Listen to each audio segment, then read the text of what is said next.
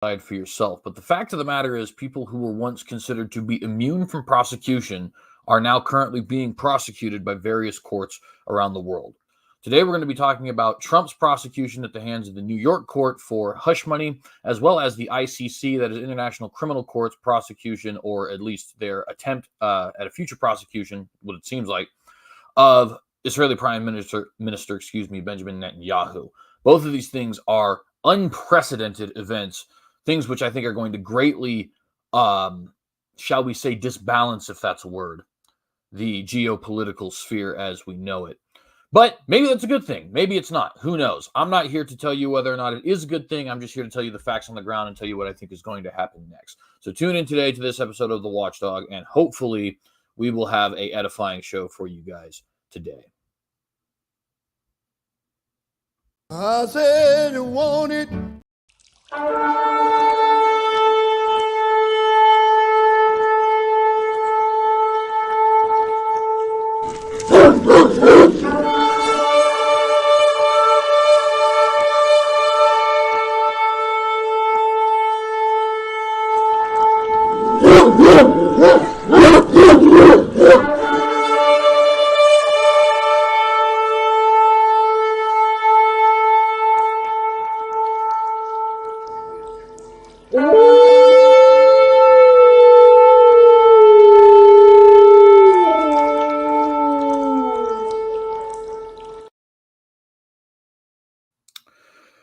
How's it going, friends, and shalom? Welcome to this episode of The Watchdog. I am your host, CJ Cox, here to tell you once again that we are indeed living in biblical times. For those of you who are here watching this show as we go live, please remember to like and share this video and consider subscribing to this channel if you have not done so. Hit that bell to get notified every time that we go live. And, of course, don't forget you can follow us on various social media platforms. I can be found at TheCynicogue on Facebook, on Twitter, on Instagram, on Gab, on Minds, MeWe, and Truth Social, and Telegram, but I'm pretty much never on that website. But nevertheless, you can follow me there anyways if you like. Also want to encourage you guys to follow us over on Rumble. I think it is very important to be following us on Rumble for two reasons. Number one, we do occasionally get episodes taken down here. We are, of course, talking about conservative political content. That is something which YouTube is not particularly fond of. So obviously we've had a couple videos taken down here. And if you want to make sure you're able to see those videos after they get taken down, well, you're going to have to go to Rumble where those videos can be found. Besides that, though, it is always possible that this entire channel at some point gets taken down. And if that ends up being the case, then the only place you'll find any of these episodes will be Rumble, as well as any future episodes for that matter. So because of those things, we want to encourage you guys to follow us at TheCynicogue on the Rumble account. And by the way, on top of that, that's just this Rumble account just, helps you to be, one of the warriors, if you will, in the culture war, in that you're fighting against big tech, right? The big tech overlords try to decide what you can and cannot say.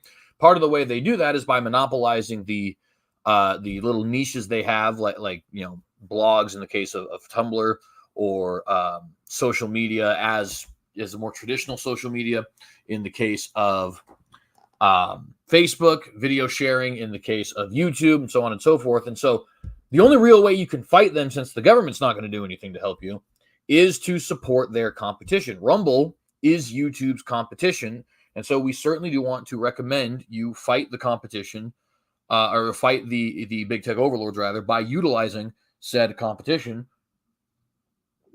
i.e. Rumble. Now, I'm not sponsored by Rumble. Hopefully one day I will be. But that said, I still think it's a great website. I think you should use it, and I'm very happy to be using their platform as my own. Okay, what else do we have for channel housekeeping? We do like to do our This Day in History here on The Watchdog. Well, today is June 4th, 2024. On June 4th, 1896, Henry Ford, the famous founder of the Ford Motor Company, completed the Ford Quadricycle, which was his own personal first gasoline-powered automobile, though, of course, not the one he is most famous for, that being the Model T. Nevertheless, it is a quite interesting contraption. It kind of looks exactly like it sounds, in that it's a quadricycle, right? Like, in other words, like if you ever see those old-fashioned kind of bikes, imagine there being two of them, and then that you put like a little seat in between two of them so that they were more of a quote-unquote car. It's kind of what it looks like. It's a very interesting device. And, of course, it marked a huge point in his own career in that it was him successfully creating a gasoline-powered vehicle. And therefore, it's a major moment in modern history, period, U.S. or otherwise, in that it was, the Ford company is the company that really, how would we say this? The Ford company is the company that actually kind of pushed automobiles forward, right? They're kind of the company that made it so automobiles were accessible to regular folk such as you and I, right? It used to be that you get these kinds of things if you were rich, but thanks to guys like Henry Ford, and especially Henry Ford, we ended up getting the mass production of cheap but high quality motor vehicles that ended up revolutionizing travel in the modern world in numerous different ways that we would not be able to count in one single video, even if that was the topic of the video. And he also did a lot of other really great things, like implementing the 5-day work week, whereas people were working 6 to 7 days before that. 8-hour work days, whereas people would often work 10 to 12 hours before that. 40 hours a week as a result. You just do the math there, obviously, right? 8-hour workday, 5-day work week, and the weekend. These are things that he ended up implementing. And at the time, these were very huge. I know a lot of people complain about it now because, quite frankly, they're little wimps. But at the time, this was very revolutionary. Why? Because, like I said, people were working incredibly harsh conditions for pittance every single day, or at least most days, and all the live long day. I've been working on the railroad all the live long day. You know what I mean? So he really kind of pushed forward workers' rights in a way that I think was just ridiculously ahead of its time, and not a lot of people give him the credit that he deserves for that. He also, through this Ford Motor Company, rose wages dramatically. At the time, he was paying his employees $5 a day, which, of course, nowadays you can't even make less than $7.25 an hour. But part of that is because inflation. Currency was just worth more back then. $5 in the early 1900s was definitely going to be worth a lot more than $15 in the modern 2020s. That's a fact. But all of these things, the mass production of cars, the revolutionization of travel and the economy in general, revolutionization of the world work day and the work week and wages and all that kind of stuff, all of that really could not have happened without June 4th, 1896, and the creation of the Ford quadricycle, which again was the first gasoline-powered horseless carriage that the great Henry Ford had ever come up with. So that's a very interesting fun fact for you that I wanted to share with you guys today. And with that, that's pretty much all the channel housekeeping that we have. So let's go ahead and jump right into today's video. I'm going to go ahead and get another drink of my tea here. We have quite a program for you today. I want to start with the International Criminal Court. The UN's International Criminal Court has, you'll read articles. You notice I have a question mark here. You'll read articles that will say they've issued arrest warrants for Benjamin Netanyahu, as well as the Israeli Secretary of Defense. The reason I put a question mark here on our own little title is because that's not exactly true. It has been recommended that they do so by their head prosecutor. I can't remember exactly what his title is, but we'll read it here in just a second. But nevertheless, they haven't actually issued the arrest warrants quite yet, though the United States government is actually already in the process of sanctioning the International Criminal Court for what they believe to be an anti-Israel bias, which I think I'd have to agree with them. By the way, there certainly is an anti-Israel bias. Now, of course, there's plenty of accusations to go around, some of which are true, some of which aren't. We'll get into that here in just a moment. However, the point that we want to get to here is that at the very least, the ICC has recommended, or at least the head prosecutor of the ICC has recommended, that there be arrest warrants issued for Benjamin Netanyahu, as well as for several key Hamas leaders and another member of the Israeli government, namely their Secretary of Defense, whose name is fleeting me right now. Let me go ahead and pull it up real quick so I can share it with you guys. Or it's Defense Minister, not Secretary of Defense, because that's what they call it there in a parliamentary system. But I digress. What is his name again? Yoav Gallant.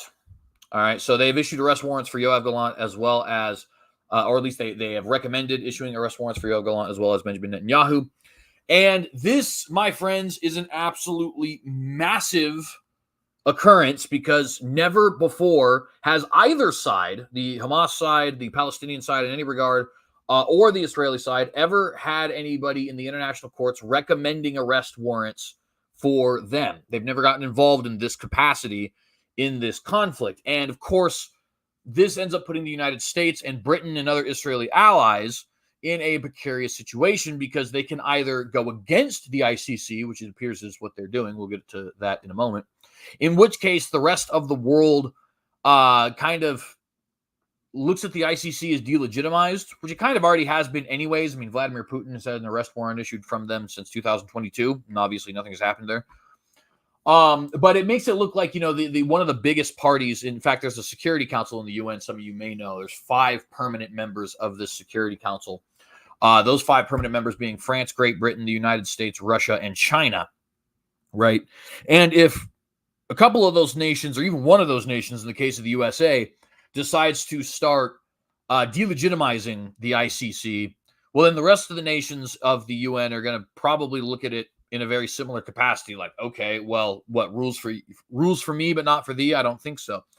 So that is one option. And of course, in the other option, if they decide to go with the ICC, which it doesn't look like they're going to do, then we obviously have a little bit of a rift in between the United States and Israel. And the two of us have been the strongest allies for at least since the Nixon administration, right? So that would be a very interesting development if it did happen. Doesn't look like it will.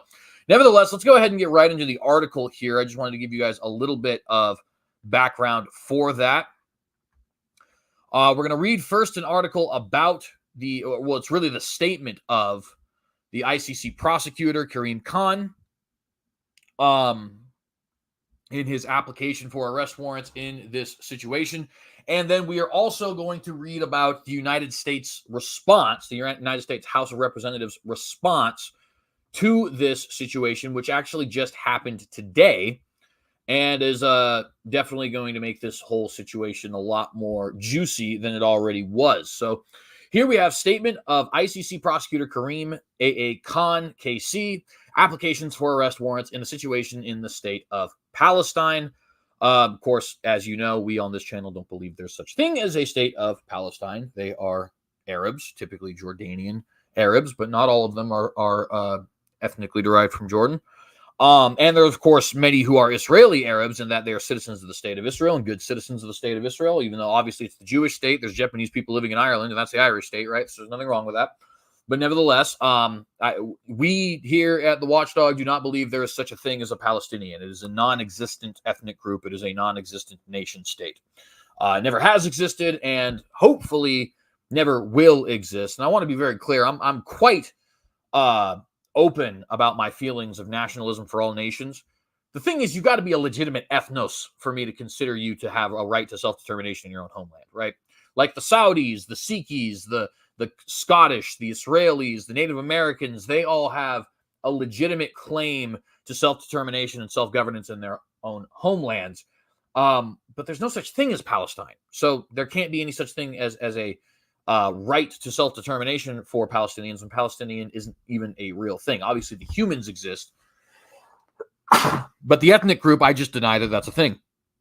Anyways, that little aside being put aside, let's get into this statement here. So today, and he's writing from the first person, today I am filing an application for warrants of arrest before pretrial chamber 1 of the International Criminal Court in the situation in the state of Palestine, which of course would be properly known as the state of Israel. It's the only one that's an actually existing country, but I digress. On the basis of evidence collected and examined by my office, I have reasonable, and remember when I'm saying I here, this is Karim Khan speaking. I have reasonable grounds to believe that Yahya Sinwar, head of the Islamic Resistance Movement, otherwise known as Hamas, in the Gaza Strip, Mohammed Diab Ibrahim al-Masri, more commonly known as DEIF, commander-in-chief of the military wing of Hamas, known as Al-Qassam Brigades, and Ismail Haniyeh, head of Hamas political bureau, bear criminal responsibility for the following war crimes and crimes against humanity committed on the territory of Israel and the state of Palestine in the Gaza Strip from at least the 7th of October 2023. Now, I just would like to point out here really quick, because it's going to be important when we talk in the future of this episode about the United States retaliating against what they see as an anti-Israel bias in the United Nations. Notice he refers to it as the territory of Israel and the state of Palestine. Now, for those of us who live in the United States of America, we get a little bit confused as to what the international community means by the word state sometimes. Not everybody, because some of us are obviously up to speed on the sociopolitical terms and stuff like that. But when other people, and in fact, when even intellectuals here in the United States are using the term state, they're not referring to a province or territory the same way we in America use the word state. Part of the reason we use the word the way we do is because our concept of statehood, at least when the United States was founded, was somewhat unique in that we had this federal system, right? We had this system where you do have a federal government, but you also have local state governments that make the majority of the laws, right? Like, for example, murder is not supposed to be a federal crime. It's supposed to be a crime in California and Idaho and Illinois and so on and so forth, right? So the government that actually governs the territory is the state government, and then the federal government was supposed to have the responsibility of preserving rights as enshrined in the Bill of Rights and the rest of the Constitution for that matter. Provide for common defense, of course. Make sure we have a economy that is functioning. We're all using the same currency. You can't say, hey, I'm not going to trade with California anymore, stuff like that. And of course, make sure we can speak to other nations in some sort of a diplomatic fashion, whether that be for trade or for, war or avoiding of war or whatever, right? So that was a somewhat unique concept the United States was coming up with, at least at the time. It's been borrowed now by other nations, probably not identical to ours, but there are other federal nations that exist, other federalist countries that exist, no doubt. Mexico being one of them, and actually Canada as well. But they're not identical, but like I said, taking on a similar position towards governance. At any rate, though, so for the rest of the world and for the intellectuals of geopolitics, the word state doesn't refer to those provinces like it does in our country. It refers to a nation, right? The state of Israel, the state of Ireland, although I think their technical name would be the Republic of Ireland, but nevertheless, they are a nation state, right? It's what you call those groups. You can say, state of Jordan as well, although that would be a kingdom. You guys get my drift, though, right? So when these guys are saying state of Palestine, he's referring to Palestine, Mr. Khan here, is referring to Palestine as if it were a nation, which whether or not you think it should be a nation, obviously I don't, but it certainly isn't a nation. That's just a fact, right? Should it be? Maybe. And to give a little bit of an olive branch to those people who would support Palestinian statehood here, I believe Tibet should be a nation state. Okay. Obviously, that's over there. It's not something we typically deal with or talk about here. But I do believe that the Tibetan people, like I said, I'm a nationalist for all nations. The Tibetan people constitute a distinct ethnic group. They are their own ethnos. And I believe they have a right to self-determination and self-governance in their native homeland, namely the area we today know as Tibet, right? So I believe in Tibetan statehood. I think Tibet should be a nation state, but it's not. If I were to say, hey, let's go to the state of Tibet, I would be wrong. I would be speaking incorrectly, right? The fact is the state of Tibet is not currently an existing thing. So when he talks about the state of Palestine, not only is it showing you his bias, although we'll give him credit here in just a moment. Not only is it demonstrating his bias towards the Palestinians, but he's also just saying something that's frankly not true. There's no such thing as a state of Palestine. Whether or not you think there should be, that's a different question. Whether or not you think they constitute a legitimate ethnos that should have a right to self-government, that's a different question, right? But is there today a currently existing state of Palestine? Just flatly no, rather obviously, right? But notice on the flip side, he also refers to Israel as the territory of Israel. Now, the word territory typically does mean something akin to what we as Americans refer to as a state. Sometimes you'll also see it referred to as a province, right? But Just in this one little sentence alone, he is delegitimizing Israeli statehood and legitimizing Palestinian statehood and being deceptive while he does it. Now, with that said, I do think that Prosecutor Khan here is maybe not intentionally being deceptive. I think that maybe he's being deceptive because that's what he believes. But I don't know if it's something he's intentionally trying to do, because you can see here, we haven't even gotten to Israel yet. He's actually starting off by saying, hey, I think that leaders of Hamas are guilty of war crimes, and we're going to list them here in a second, starting from at least October 7th, 2023, and they should be prosecuted. So he's at least trying to be even-handed here, and I do want to give him credit where credit is due. I still think he's incorrect in some of the things he's doing here. I think this is a false equivalency, no doubt. Not to say that there's no criticism that could be given to Israel in this current situation, because there is, but nevertheless. But I do want to give credit where credit is due. I don't think that Prosecutor Khan is just going out of his way to be anti-Israel here. I think he maybe genuinely believes in things like the Israeli colonizer theory and all that kind of stuff. I think he probably genuinely believes in things like Palestinian statehood, and I also think he genuinely believes that all these different individuals, including the leaders of Hamas, are guilty of war crimes. Now, very briefly, it is important to note here, because you guys may be noticing his name is Karim Khan. That obviously sounds rather Muslim, and it is, but he is actually born, at least to the best of my knowledge, in Scotland. So Great Britain, right? So he is obviously a descendant of people who have come in from, I believe, Pakistan, if I remember correctly, but I could be wrong about that. But nevertheless, he himself is a British citizen born and raised in Britain. So that is just one thing I do want to note here, just in case anybody was thinking, oh, well, of course he has a bias. He's a Muslim. I don't know if he's a Muslim. I do believe his parents were from Pakistan, and he himself was born and raised in Scotland. At any rate, let's go ahead and get back to the article here. So these are the crimes he believes Al-Masri, Hania, and Sinwar are all guilty of, these being leaders of the organization we know as Hamas. Crime number 1, extermination is a crime against humanity, contrary to Article 7.1b of the Rome Statute. The Rome Statute, by the way, it is important to note, has not been, what's the word? I don't think verified is the word. Accepted, maybe. There's a technical term, but it's fleeting me at the moment. It's not been, we'll just use accepted for now. It's not been accepted by numerous nations, not least of which is Israel and those who represent Palestinian people such as Hamas or the PLO. So just an interesting thing to point out there. Murder as a crime against humanity, contrary to Article 7.1a, and as a war crime, contrary to Article 8.2ci. Third crime, taking of hostages as a war crime, contrary to Article 8.2c3, or III.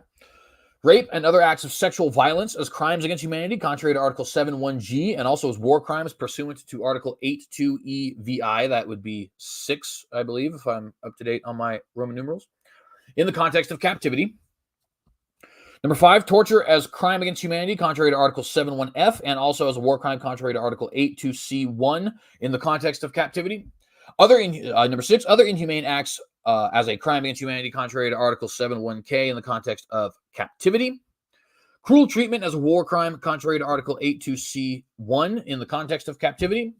And lastly, the 7th point is outrages upon personal dignity as a war crime, contrary to Article 8.2c2, in the context of captivity. He believes that the leaders of Hamas are guilty of these 7 things, and as a result, he is asking for the right to issue arrest warrants for them. He continues on. My office submits that the war crimes alleged in these applications were committed in the context of an international armed conflict between Israel and Palestine, and a non-international armed conflict between Israel and Hamas running in parallel. We submit that the crimes against humanity charged were part of a widespread and systemic attack against the civilian population of Israel by Hamas and other armed groups pursuant to organizational policies. Some of these crimes in our assessment, continue to this day. So again, I do want to give credit where credit is due. He is at least attempting to be fair here, even though I think he's ultimately incorrect in the way he's going about it. Continuing. My office submits there are reasonable grounds to believe that Sinwar, Daif, and Hania, are criminally responsible for the killing of hundreds of Israeli civilians in attacks perpetrated by Hamas, in particular its military wing, the Al-Qassam Brigades, and other armed groups on October the 7th, 2023, and the taking of at least 245 hostages. As part of our investigation, my office has interviewed victims and survivors, including former hostages and eyewitnesses from 6 major attack locations: Kfar Aza, Halit, the location of the Supernova Music Festival, Be'eri, near Oz, and Nahal Oz. The investigation also relies on evidence such as CCTV footage, authenticated audio, photo and video material, statements by Hamas members, including the alleged perpetrators named above, and expert evidence. One second.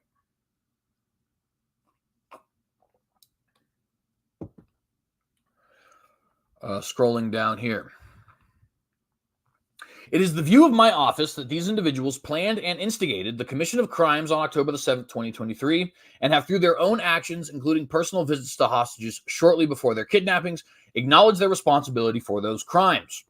We submit that these crimes could not have been committed without their actions. They are charged both as co-perpetrators and as superiors pursuant to Articles 25 and 28 of the Rome Statute, which, again, it is important to note Hamas does not recognize. During my own visit to Kibbutz Be'eri and Kibbutz Kfar Aza, as well as to the sites of Supernova Music Festival in Re'in, I saw the devastating scenes of these attacks and the profound impact of the unconscionable crimes charged in the applications filed today. Speaking with survivors, I heard how the love within a family, the deepest bonds between a parent and a child, were contorted to inflict unfathomable pain through calculated cruelty and extreme callousness. These acts demand accountability. And of course, I so far, actually, with the exception of that little thing about territory of Israel and state of Palestine, completely agree with everything the prosecutor Khan is saying here. I don't buy, we'll get to this in a minute. I kind of think international law is illegitimate by its very nature. We'll get to that in a second. But nevertheless, as far as what he's actually saying, so far I do agree with everything he has said. And believe it or not, I'm not going to 100% disagree with what he has to say about Israel. It's complicated, though. We'll get there. My office also submits there are reasonable grounds to believe that hostages taken from Israel have been kept in inhumane conditions and that some have been subject to sexual violence, including rape, while being held in captivity. We have reached that conclusion based on medical records, contemporaneous video, and documentary evidence, and interviews with victims and survivors. My office also continues to investigate reports of sexual violence committed on October the 7th. By the way, something that's being lost in all of this, as you guys may know if you were watching this channel at that time, on October the 7th was actually a Jewish holiday called Simchat Torah, something that a lot of you guys, if you're familiar with the Jewish holidays from Scripture, wouldn't know about because it's a rabbinical holiday. It's not actually from Scripture. But if you're familiar with Leviticus 16, I believe it is, when it's talking about the holidays, and you'll notice that with the holiday of Sukkot, it's kind of an 8-day holiday, but also the 8th day of the assembly, or Shemini Atzeret, is actually kind of its own thing, right? So it's like it's both its own holiday and the 8th day of the holiday of Sukkot. It kind of has this weird dual nature in that regard, right? Well, Simchat Torah is actually it's believed to have evolved from a custom from Shemini Atzeret, into its own individual holiday. And it's basically the restarting of the Torah cycle, right? So the Torah cycle, for those who don't know, you read little portions of the Torah every week all throughout the year. And that cycle both ends and begins on Simchat Torah, right? You read the last portion of the last year's Torah cycle and the first portion of the next year's Torah cycle. So why do I bring that up? Well, because this attack happened at a time that was, how do I want to put it? Is cheap. Is basically what I'm trying to say. It wouldn't quite be the equivalent of like attacking somebody on Christmas, but it's kind of the equivalent of attacking somebody on Christmas, which, to be fair, I guess General George Washington did at the Battle of Trenton. So whatever, all's fair in love and war, right? But it's a little bit of a cheap shot, I guess, is the point I'm trying to make. I wish to express my gratitude to the survivors, this is back to the article, and the families of victims of the October 7th attacks for their courage in coming forward to provide their accounts to my office. We remain focused on further deepening our investigations of all crimes committed as part of these attacks and will continue to work with all partners to ensure that justice is delivered. I again reiterate my call for the immediate release of all hostages taken from Israel and for their safe return to their families. This is a fundamental requirement of international humanitarian law. And I, like I said, largely agree with everything he said so far. Now, it's important to note at this point that I do not believe in the legitimacy of international law at all. So while I agree with everything he just said, I don't think he has a legitimate, I don't think he has the legitimate authority to prosecute members of Hamas. Israel certainly does, and any other nation state against which Hamas has committed crimes. But I don't believe in international law. Law, in my opinion, at its core, law is the rules, regulations, and mores established by legitimate governing bodies of different ethnos and legitimate governmental communities, right? The international human species does not constitute a legitimate community or an ethnos, okay? Governments, in my opinion, are only legitimate when they represent their nations or communities within their nations. So what do I mean by that? Well, obviously, that would be nation in the geopolitical sense, like the United States of America. That's a legitimate government. And nations in the more ethnic sense. Obviously, the Irish have a nation, but if they did not, I think it is legitimate for somebody to say, I am a representative of the Irish people, right? And so that's why I say, that gets to my second part, where I also say communities within the nation, that is also a legitimate form of government. That would be things like state governments, city governments. I personally hate homeowners associations, but I guess you could count that if you wanted to. Those are the only kinds of legitimate government, barring things that we wouldn't necessarily consider government, like obviously your church or a family, but those are governments only in the loosest terms possible. Your dad's obviously not like a governmental leader. He's your dad. Your pastor, same thing, right? Nevertheless, those are legitimate governments. Rulers of nations and rulers of communities within nations, and each of those communities is going to vary depending on the nation, right? Obviously, some nations are going to be split in ethnic ways, some, by region like we are, and so on and so forth. So international government is just frankly an illegitimate thing. It should not exist. And I, for one, think the United Nations should be done away with, and we should go back to individual, or at the very least, it should be changed to such an extent that we don't call it an international government, but maybe a international organization where we do diplomacy and things like that. But it's not a government. It's not a legitimate government. It represents no nation state. It represents no ethnic group. If people want to say, well, it represents the human race. Yeah, well, sorry, hippie. That's not the way the world works. It's never been the way the world works. And until Messiah comes, it will never be the way the world works. So important to note that while I agree with what he said thus far, and will have some agreement with what he's about to say forthcoming, I do not think the international courts have any legitimacy whatsoever. Okay, so important to note that there. Moving on. All right, next he starts talking about Israeli leaders. He says, on the basis of evidence collected and examined by my office, I have reasonable grounds to believe that Benjamin Netanyahu, the Prime Minister of Israel, and Yoav Gallant, the Minister of Defense of Israel, bear criminal responsibility for the following war crimes and crimes against humanity committed on the territory of the state of Palestine in the Gaza Strip from at least October 8th, 2023. And of course, there is no state of Palestine. But I digress. These are the crimes that he is alleging Gallant and Netanyahu have committed. Crime number 1, starvation of civilians as a method of warfare as a war crime contrary to Article 82B XXXV. I believe that would be 25 if I am correct, but maybe I'm not correct. Once we get into those higher numbers, my Roman numerals aren't very good. Willful causing of great suffering or serious injury to body or health contrary to Article 82A3, or cruel treatment as a war crime contrary to Article 82C1, which this one is a little weird. I don't really know how you can avoid great suffering or serious injury in wartime, but I digress. Willful killing contrary to Article 82A1, or murder as a war crime contrary to Article 82C1, which again, it's war. I don't really know how you avoid that. So I can only assume what he means there is, since it's murder, it must be murder of civilians. Intentionally directing attacks against the civilian population is a war crime, contrary to Articles 82B1 or 82E1. Extermination and or murder, contrary to Articles 71B and 71A, including in the context of deaths caused by starvation, as a crime against humanity. Persecution as a crime against humanity, contrary to Article 71H, and other inhumane acts as crimes against humanity, contrary to Article 71K.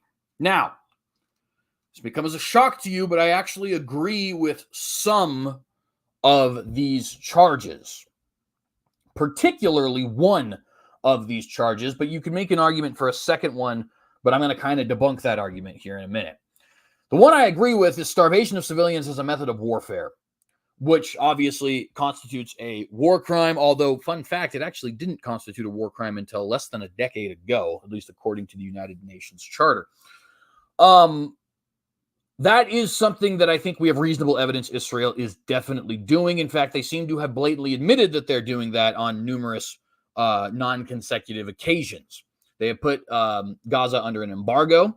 Now, they believe they have legitimate reasons for that. They fear that if food and medical supplies and things of that nature fall into the hands of Hamas, number one, Hamas will use that to fight their war. Obviously, soldiers need medical supplies and food.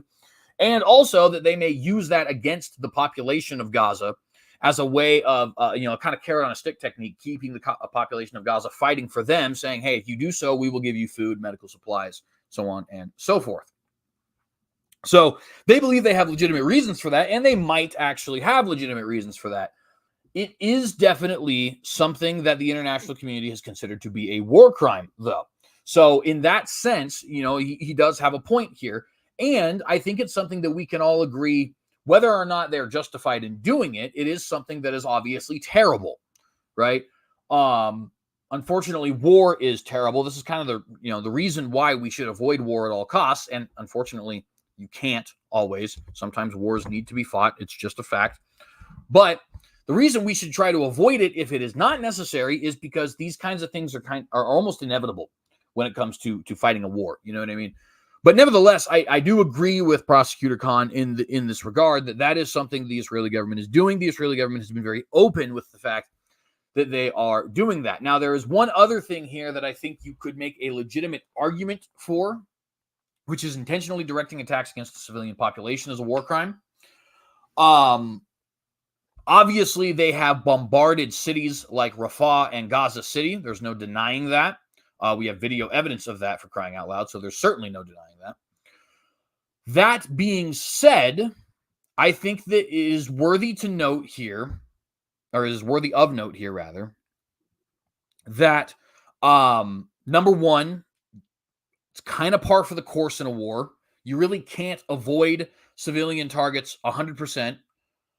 And number two, Hamas and many terrorist groups like it are a particular kind of beast that stations their weapons depots, their headquarters, their military hospitals, and so on and so forth, their bases of operations and in other capacities, in civilian locations intentionally. The idea here, it's actually a rather intelligent strategy, although it is absolutely cruel and inhumane.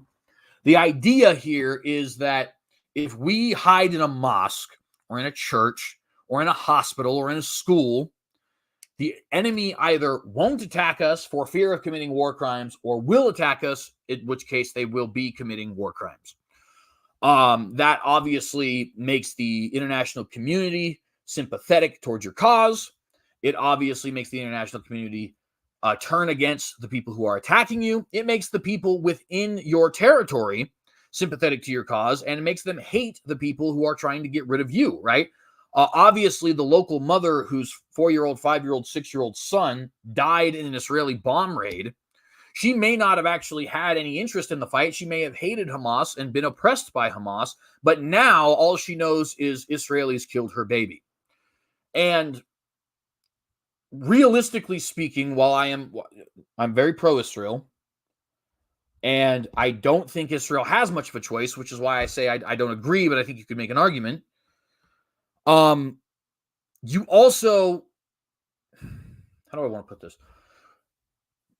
while I don't think Israel has much of a choice than to do what they're doing, I also think it would behoove us as human beings to understand that that particular Palestinian mother is justifiably angry with what's going on because she's not involved.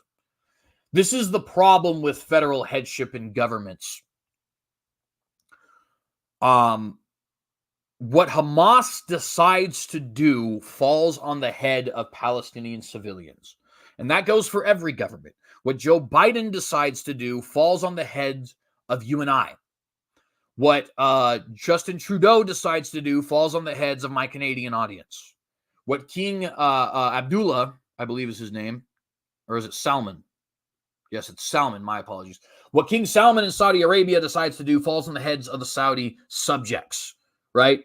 And so on and so forth. When these guys do things that are evil or stupid or both, or any other adjective for that matter, the reapers of those consequences, while they are sometimes the governmental leaders themselves, are always the citizens, whether those consequences be good or bad. It is always the citizens. And the citizens, we are hard-pressed to not understand. I worded that terribly. What I'm trying to say is, if you're a human being, you should understand why those citizens are angry with Israel, even if you believe Israel is correct in what they're doing. Now, that kind of emotionalism does have to be set to the side for a moment, because we do have to understand this is a war. We do have to understand that there are good guys and bad guys in this war. That's not usually the case in war. It is sometimes. World War II is a great example. This is a great example. There is a side that's right and a side that's wrong. Okay? But that doesn't mean we start to become inhuman, right? And obviously, you can understand why an Arab mother in Gaza would be angry with the Israeli government if her child died in a school that was bombed or her husband died in a mosque where he was worshiping. You know what I'm saying? So I hope I'm not waffling too much on this, but it's a complicated issue, guys. It really is. And by the way, I just noticed we're at 42 minutes. We're probably not going to get to the Trump stuff today, but that's fine. We always have Thursday episodes. At any rate. Back to this article, he says, my office submits that the war crimes alleged in these applications were committed in the context of an international armed conflict between Israel and Palestine and a non-international armed conflict between Israel and Hamas together with other Palestinian armed groups running in parallel. We submit that the crimes against humanity charged were committed as part of a widespread and systemic attack against the Palestinian civilian population pursuant to state policy. These crimes, in our assessment, continue to this day. Where is my cursor? There it is. My office submits that the evidence we have collected, including interviews with survivors and eyewitnesses, authenticated video, photo, and audio material, satellite imagery, and statements from the alleged perpetrating group, shows that Israel has intentionally and systematically deprived the civilian populations in all parts of Gaza of objects indispensable to human survival. This occurred through the imposition of a total siege over Gaza, involved completely closing the three border crossing points, Rafah, Karim Shalom, and Erez, from October 8th, 2023 for extended periods, and then by arbitrarily restricting the transfer of essential supplies, including food and medicine, through the border crossings after they were reopened. Excuse me one moment. Let's see, where was I there? The siege also included cutting off cross-border water pipelines from Israel to Gaza, Gazans' principal source of clean water, for a prolonged period beginning in October 9th, 2023, and cutting off and hindering electricity supplies from at least October 8th, 2023 until today. This was filed on May the 20th, by the way, of 2024. This took place alongside other attacks on civilians, including those queuing for food, obstruction of aid delivery by humanitarian agencies, and attacks on and killing of aid workers, which forced many agencies to cease or limit their operations in Gaza. My office submits that these acts were committed as part of a common plan to use starvation as a method of war and other acts of violence against the Gazan civilian population as a means to eliminate Hamas, secure the return of the hostages which Hamas has abducted, and collectively punish the civilian population of Gaza whom they perceive as a threat to Israel, all of which is definitely true. That's all happening, and those are the stated reasons of the Israeli government. The effects of the use of starvation as a method of warfare, together with other attacks and collective punishment against the civilian population of Gaza, are acute, visible, and widely known, and have been confirmed by multiple witnesses interviewed by my office, including local and international medical doctors. They include malnutrition, dehydration, profound suffering, and an increased number of deaths among the Palestinian population, including babies, other children, and women. Famine is present in some areas of Gaza and is imminent in other areas. As UN Secretary General Antonio Guterres has warned more than 2 months ago, quote, 1.1 million people in Gaza are facing catastrophic hunger, the highest number of people ever recorded anywhere at any time, end quote, which is absolutely not true in that that's the highest number, but absolutely is true in that those people are certainly facing the potential of catastrophic hunger as a result of a, quote, entirely man-made disaster, end quote.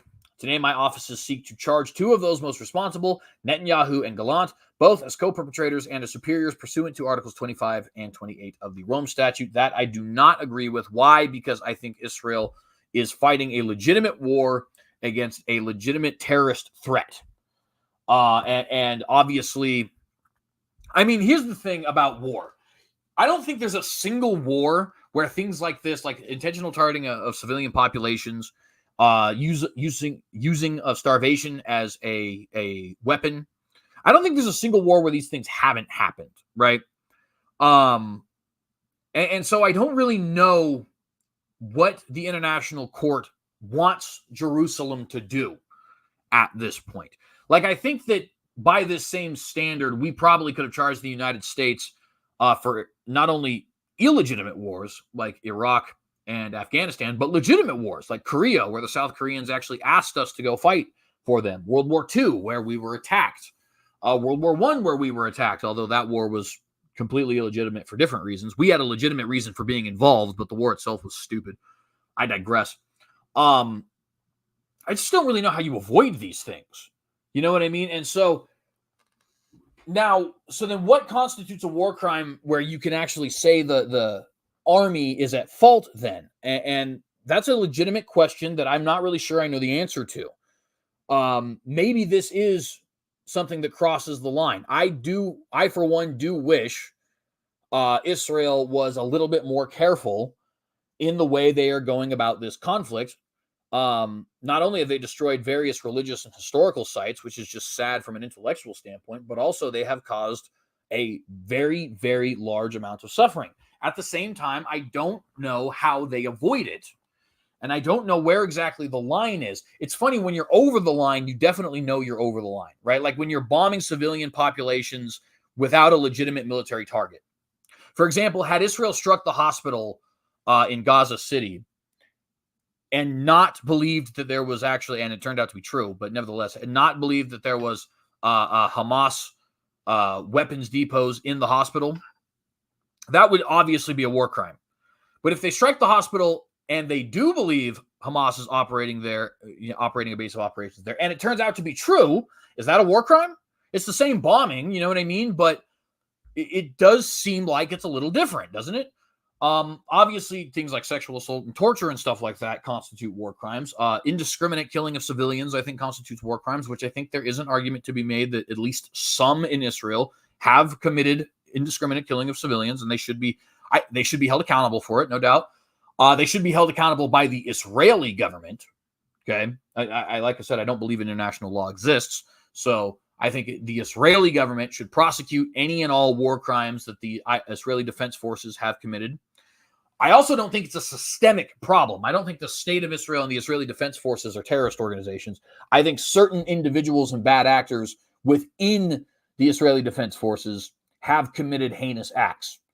The only way you could make a different argument is to say, okay, is the sieging of Gaza, does that constitute a legitimate war crime? Not a war crime under the international laws, because it certainly does constitute a war crime under international law. There's no doubt about that.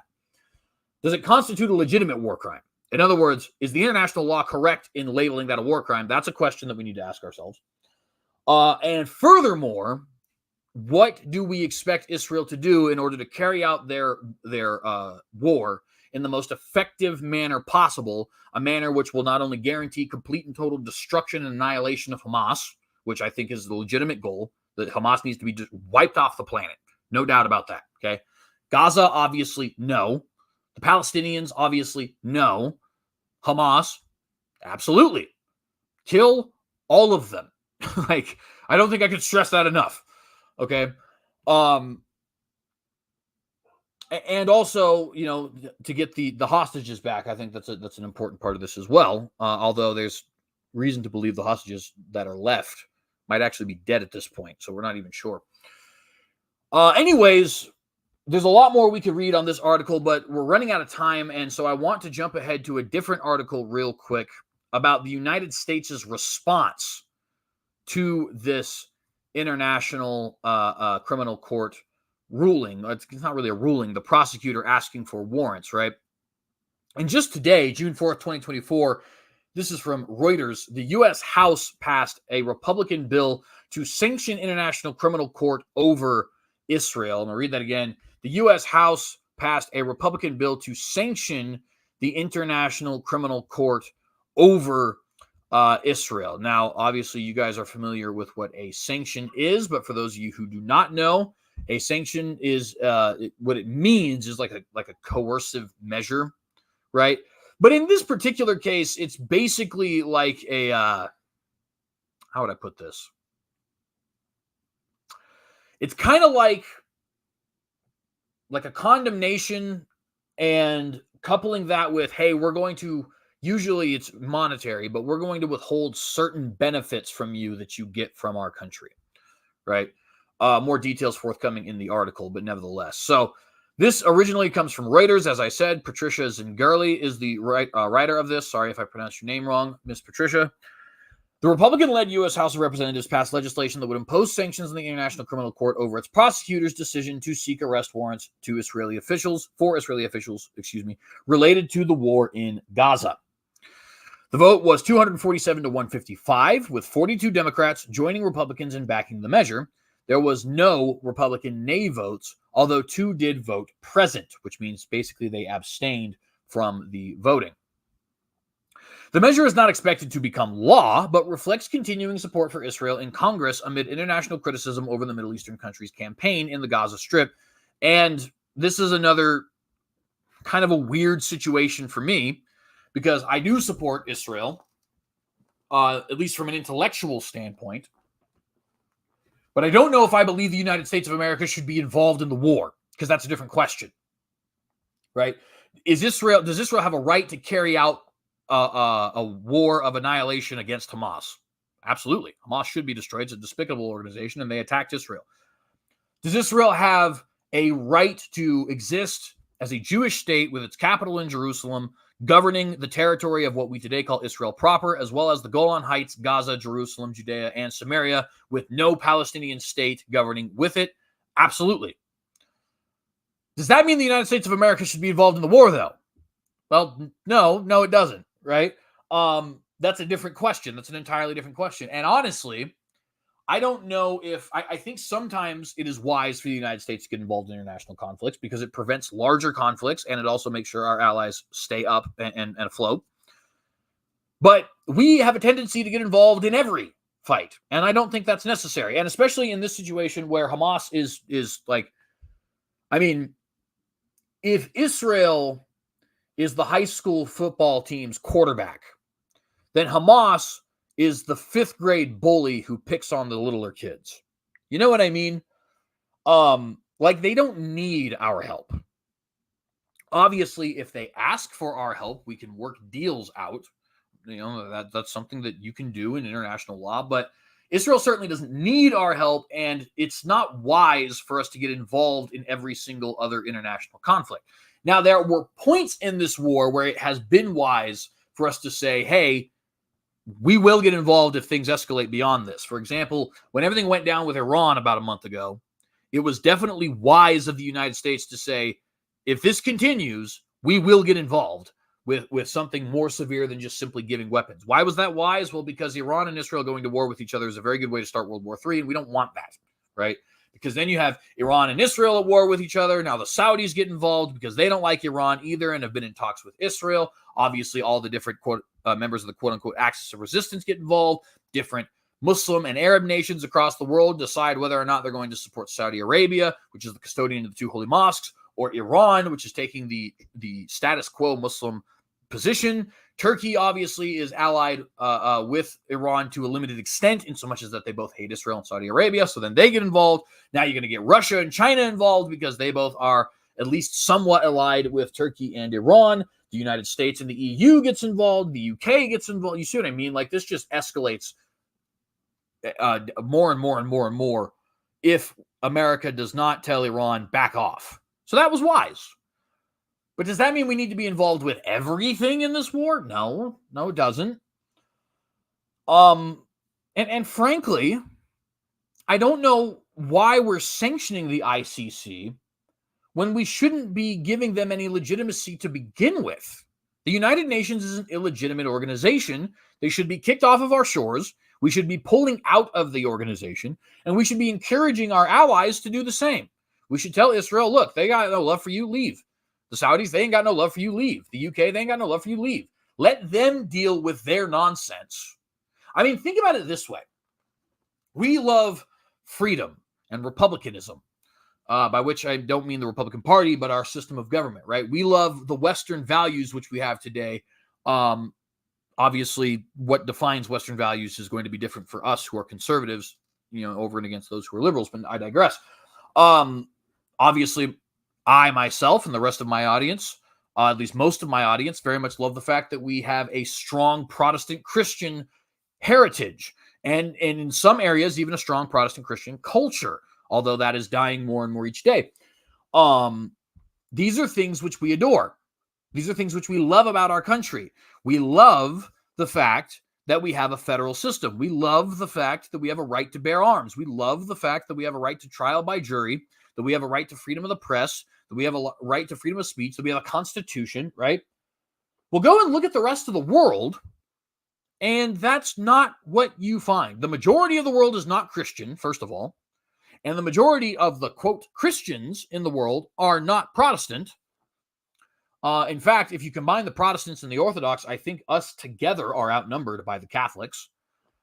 And Orthodox are at least, it's at least not as cut and dry that they're not Christian. You know what I mean? They're certainly, the majority of them are not Jewish. That's for sure. Right. So for those of us who appreciate the religious diversity that is allowed in the United States of America, in so much as that we appreciate that people are not persecuted, while in the rest of the world, they are persecuted. You have Buddhists who persecute Muslims in Myanmar. You have atheists who persecute everybody in China. You have Muslims who persecute everybody, especially Jews and Christians, in Saudi Arabia. You have Jews who persecute Christians and Karaite Jews in Israel. You have Christians who persecute Muslims in South Sudan. You know what I mean? Like this is just the way the rest of the world works. We're pretty much the only country in the world that has a Second Amendment. So on and so forth. So why are we going to be involved with an organization that has a democratic vote, one nation, one vote, where the vast majority of those nations disagree with our values? That doesn't make any sense, right? Sorry. Bye. I have no interest in, literally, if China breathes, I consider holding my breath. That is how much I despise the government of China. You know what I mean? Obviously, I'm being exaggeratory there. I shouldn't say literally when I say things like that, because obviously I'm being hyperbolic. But nevertheless, I don't care what China thinks. I don't care what Mexico thinks. I don't care what France thinks, for that matter. That's even a Western nation. I don't care. I care what America thinks. International law is illegitimate by its very nature. So why are we sanctioning this group when we should just be telling them, get your UN office out of New York? We're pulling out. We're not giving you any money. And by the way, those nations which want to be allied with us, we're going to, we'll say, encourage, to use a euphemism, you to pull out of the United Nations yourself. And some of those nations would take no encouragement at all. I mean, Israel is despised by the United Nations. So they'd just be like, okay, how you say jump, I say how high. You know what I mean? But a lot of these other countries, I think, would probably come to see our way as well. Brazil, the Philippines, the UK, etc., Saudi Arabia, right? Why does the UN exist is basically what I'm getting at. Forget sanctioning them. How about we destroy them? Not violently, of course, but just in so much as that we dissolve the organization. That would be, I think, the best way to go about this. But I digress. The legislation would impose sanctions on people involved in ICC prosecution of Americans or citizens of U.S. allies that are not ICC members, which includes Israel. It also would block such ICC officials' entry to the United States, revoke any U.S. visas, and restrict them from U.S. property transactions. ICC prosecutor Karim Khan said last month, after more than 7 months of war in Gaza, that he had reasonable grounds to believe that Israeli Prime Minister Benjamin Netanyahu, Netanyahu's defense chief, and 3 Hamas leaders bear criminal responsibility for alleged war crimes and crimes against humanity. Netanyahu said the ICC prosecutor's decision was absurd and that the move was meant to target all of Israel. And that's kind of true. Netanyahu's exaggerating a little bit, but he's not 100% wrong. Israel launched an air and ground offensive in Gaza last October, vowing to destroy Hamas, as it should, after militants attacked southern Israel on October the 7th, killing around 1,200 people and taking more than 250 people hostage, according to Israeli tallies. About 120 hostages remain in Gaza. Asterisk, there is reason to believe that many of those hostages might be dead. We just don't know. The Israeli military campaign has killed more than 36,000 people in densely populated Gaza, according to its health authorities, who say thousands more bodies are buried under rubble. And thus ends the article there. So the long and short of everything we've been talking about here today, friends, is that we have a situation in the world where the international community, specifically the International Criminal Court of the United Nations, has a head prosecutor who has announced that he wants to start prosecuting members of the Israeli government, which is unprecedented in that such a thing has never happened, not only in the Israeli Arab conflict, but to any Western-style democracy or ally of the United States. It also is unprecedented in that it forces the United States to either take the side of the ICC or take the side of its ally, which has led to something which is further unprecedented, namely the United States moving against the ICC, in that you just saw the House of Representatives pass this bill to basically tell the ICC to heck off, right? Obviously, there's more legitimate things besides that, but I won't go through the list here again. So we're in a very interesting time internationally. The status quo has been shattered. You know what I mean? Whether that's the status quo as it pertains to Israel-Gaza, or as it pertains to the international community, or as it pertains to the United States relations with the United Nations, or even things that we haven't thought of in a while because it's been 8 years, like Brexit, or the election of Donald Trump, or the election of Bolsonaro, I think was his name, in Brazil, or Bukele in El Salvador. The point is, if you were to take the post-World War II status quo established in 1945, with the exception of sometimes even major hiccups like the Rwanda genocide, things internationally were pretty well the same up until about 2016. And since 2016, and especially since 2020, and especially even more so 2022, 2023, 2024, that status quo has been obliterated. It's been shattered. And we've seen that in the fact that Vladimir Putin is currently at war with Ukraine. We've seen that in the Saudis and the Israelis talking to each other. We've seen that in the largest war in Israel's history, which is what's currently going on. We've seen that in the United States fighting the UN. We've seen that in the Azerbaijani-Armenian war. We've seen it in so many different ways. And frankly, it's just, I don't really know 100% what's going to happen at this point, is basically what I'm getting at. There are certain things which I know, because there are things which we've been talking about for a while, such as, everything with the Israel-Hamas, or not the Israel-Hamas thing, the Palestinian-Israel thing, right, about two-state solution and all that. These are things which we believe are still going to happen. But as far as where these particular breadcrumbs end up going, I'm not sure yet, frankly. And I don't know if we'll be sure until it happens, because this is just such a different world, right? In a way, it was expected. We've been talking about how these kinds of things were expected for some time. But in another, it's not, because obviously you can say, I expect the hurricane to come all the day long. When the hurricane comes and you see the devastation, it's a different story, right? So we'll keep reporting on these things. I'm going to try and do a episode on Thursday, hopefully talking about the Trump court situation. So that'll be hijinks and shenanigans, both international and domestic, part 2. But nevertheless, if you like this video, please remember to like and share this video and consider subscribing to the channel if you have not done so. Hit the bell to get notified every single time that we go live. If you appreciate the journalistic work that we do here, please consider giving, whether that be to our Patreon or a one-time donation to the PayPal. Anybody who wants that, just let me know. I will give you a link. And remember, you can follow us on various social media platforms: Facebook, Twitter, MeWe, Telegram, though I never use it, Gab, Minds, and Truth Social, at TheCynicogue. Also, please consider following us on Rumble, at TheCynicogue. And remember, friends, to be vigilant and ask yourselves this question. In the face of Armageddon, will you compromise